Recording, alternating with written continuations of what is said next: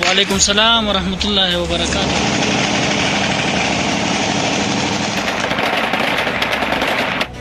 अफगानिस्तान से America out, Taliban इन।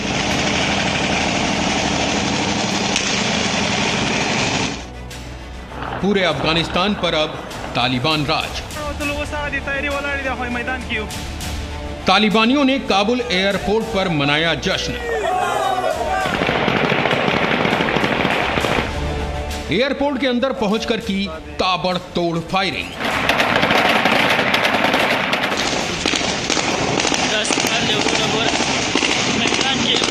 रात के करीब 12 बज रहे थे कि अचानक काबुल एयरपोर्ट के अंदर से दिल दहलाने वाली फायरिंग की आवाजें आने लगी।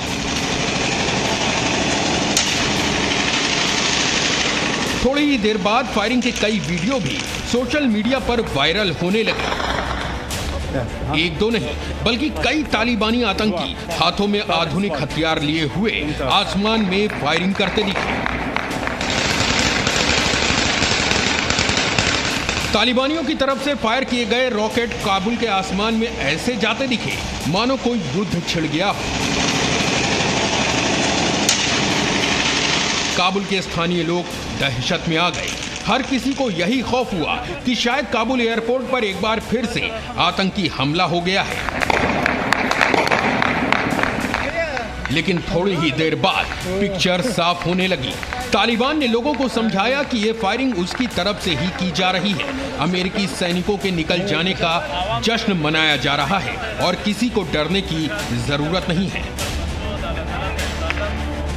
फिर पेंटागन ने पुष्टि की कि रात के 12 बजे के करीब अफगानिस्तान से अमेरिका की आखिरी सैन्य टुकड़ी भी निकल गई। इसके बाद तालिबान के प्रवक्ता जबीउल्लाह मुजाहिद ने भी बाकायदा ट्वीट करके अमेरिका के अफगानिस्तान से आउट होने की जानकारी दी। अमेरिका का आखिरी सैनिक भी अफगानिस्तान से रात 12 बजे निकल गया। हमारे देश ने आज पूरी आज़ादी हासिल कर ली। अफगानिस्तान से अमेरिका की आखिरी सैन्य टुकड़ी के चले जाने के बाद तालिबानियों की जैसे लॉटरी लग गई हो। हवाई फायरिंग से जश्न मनाने के बाद तालिबानी आतंकी जब एयरपोर्ट के और अंदर घुसे तो उनके हाथ एक दो नहीं बल्कि अमेरिका के 4 शिनूक हेलीकॉप्टर लग गए। इस वीडियो में आप अमेरिकी शिनूक हेलीकॉप्टर को काबुल एयरपोर्ट के अंदर खड़े हुए साफ देख सकते हैं। इसके अलावा इसी वीडियो में आपको उन शिनूक का मुआयना करते तालिबान के बदरी 313 यूनिट के आतंकी भी नजर आ जाएंगे। इससे पता चलता है कि अमेरिका अपने कई आधुनिक हथियारों के साथ साथ ये शिनूक हेलीकॉप्टर भी तालिबानियों के लिए छोड़ गया। We're here right now with the Taliban as they enter into what was only minutes ago was an American-controlled portion of the military airport. Now they're taking over. इससे पहले अफगानिस्तान से अमेरिकी सैनिकों के निकल जाने की आसमानी पुष्टि भी हुई। ट्रैकर सिस्टम के जरिए मालूम चला कि 3 हवाई जहाज ने काबुल से अमेरिका के लिए उड़ान भरी। इसके ठीक 4 घंटे बाद अमेरिका के राष्ट्रपति जो बाइडेन सामने आए और उन्होंने दुनिया को बताया। पिछले 17 दिनों में हमारे सैनिकों ने अमेरिकी इतिहास में सबसे बड़े एयरलिफ्ट को अंजाम दिया। उन्होंने इसे बेजोड़ साहस और संकल्प के साथ किया है। अब अफगानिस्तान में हमारी 20 साल की सैन्य उपस्थिति खत्म हो गई है।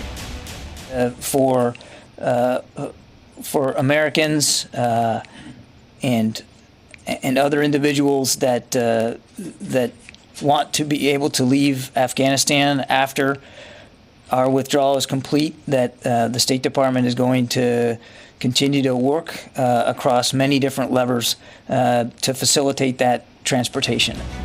राष्ट्रपति बाइडेन ने हाल ही में अफगानिस्तान पर की गई अपनी पहली प्रेस कॉन्फ्रेंस में कहा था कि अमेरिका 31 अगस्त से पहले अफगानिस्तान से हर हाल में निकल जाएगा, लेकिन इसके लिए तालिबान को अमेरिका का सहयोग करना होगा।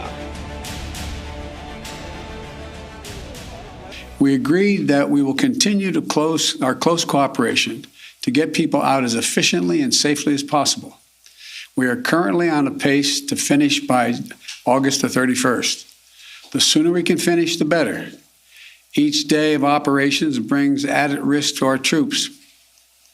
But the completion by August 31st depends upon the Taliban continuing to cooperate and allow access to the airport for those who were transporting out and no disruptions to our operations. In addition, I've asked the Pentagon and the State Department for contingency plans to adjust the timetable should that become necessary. Taliban ने जवाब में America को चेतावनी दी थी और कहा था कि अगर अमेरिका ने अपनी डेडलाइन पूरी नहीं की तो फिर तालिबान इस मुद्दे को अपनी तरह से निपटाएगा। نه موږ باید یادونه وکړو چې دا یو دیرشم پورې وخت غځېدل د امریکایانو هم دوی یو طرفه کار ده او خپل سری کار ده، دا موږ د توافقنامې نه خلاف کار ده. موږ امریکایانو ته بیا پیغام ورکوو چې خپل ټول اتباع په دغه وخت کې وباسي، ځکه دوی سره امکانات شته، الوتکې لري، میدان هم ورسره ده. باید دوی خپل ټول ځواکونه او ټول هغه کسان یا قراردادیان چې بهرنیو پر اړه لري هغه وباسي. इसके बाद 26 अगस्त को काबुल एयरपोर्ट पर सीरियल धमाके हुए। आत्मघाती हमले में अमेरिका के 13 सैनिक शहीद हो गए। राष्ट्रपति बाइडेन फिर सामने आए और इस्लामिक स्टेट खुरासान को अंजाम भुगतने की चेतावनी देते हुए एक बार फिर ऑपरेशन एयरलिफ्ट पूरा करने का संकल्प दोहराया।